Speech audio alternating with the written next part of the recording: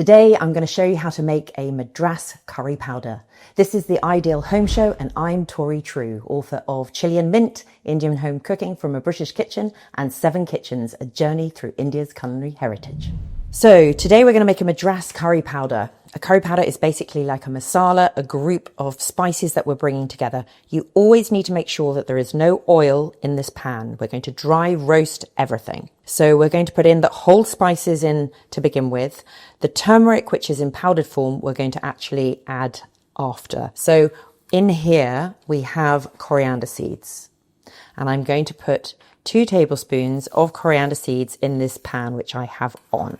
So literally 2 tablespoons we're going to pop in there. Then we're going to add a tablespoon of cumin seeds and just scatter them around. As you see, no oils. But what's going to happen is the spices will begin to sort of wake up because of the heat, and all the oils will be released and all the aromas will come through the pan, and then we're going to grind it to form a curry powder or a masala. You might often hear of garam masala. It's basically a group of spices. So we've got 2 in there so far.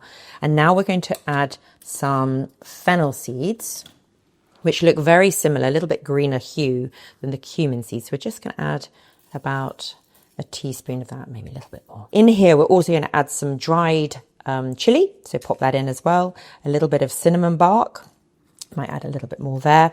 And we've got about 5 cloves, which I'll add in. And then here are actually some fresh curry leaves. You can add in fresh, you can add in frozen, far more superior than dried. So if you can try and get hold of them, they're now readily available in a lot of supermarkets.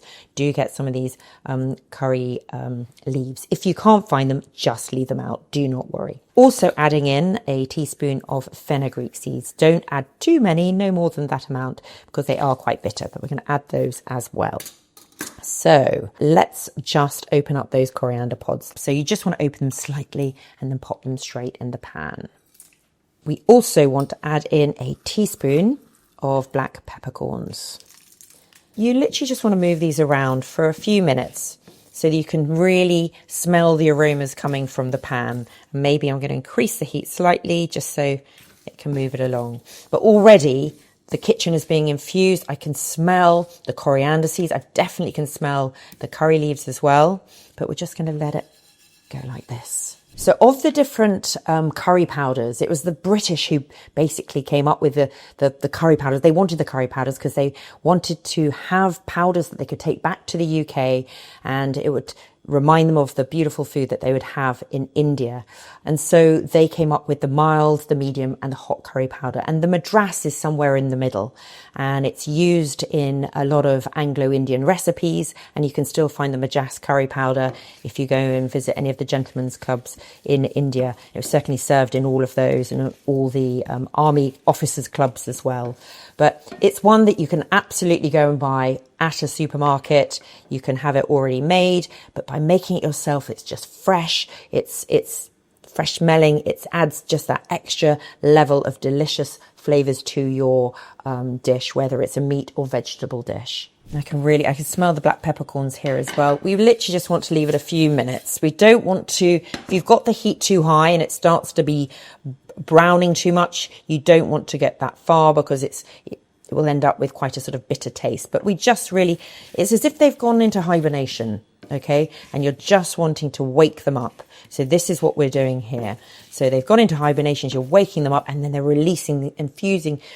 All these wonderful aromas are going into the air, and they're going to go into our Madras curry powder. So I think we're almost there.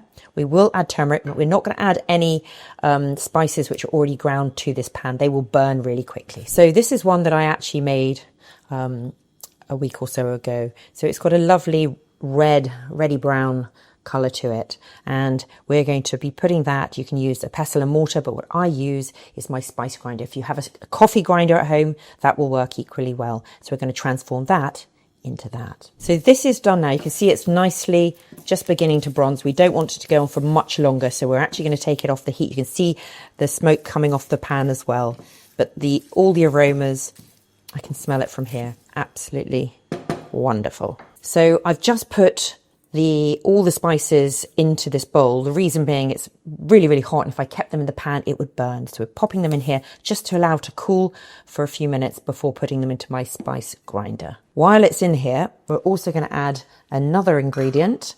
We're going to add some turmeric. So I'm literally just going to add the turmeric, because obviously if I put this in the pan, it would end up burning. So we're just going to pop that in that like that. So this is my grinder, and I have one of these funnels as well that you can use if you're doing jam making. I find them really useful.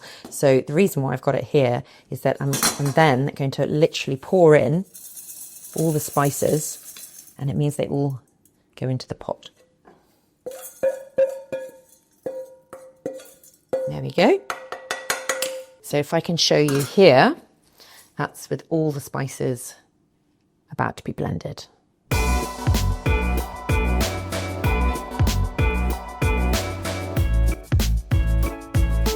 So storing spices is really, really important. You want to make sure that they are in a sealed, I often use a glass jar. You can use an old jam jar, whatever that you've cleaned out.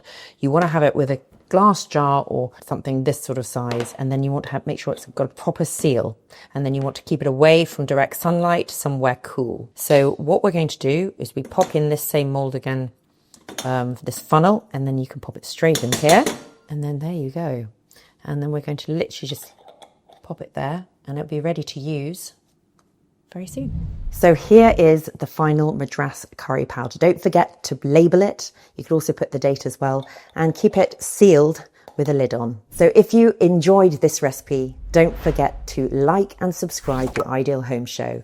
And if you want to find this recipe, click the link below to order a copy of my cookbook, 7 Kitchens, A Journey Through India's Culinary Heritage.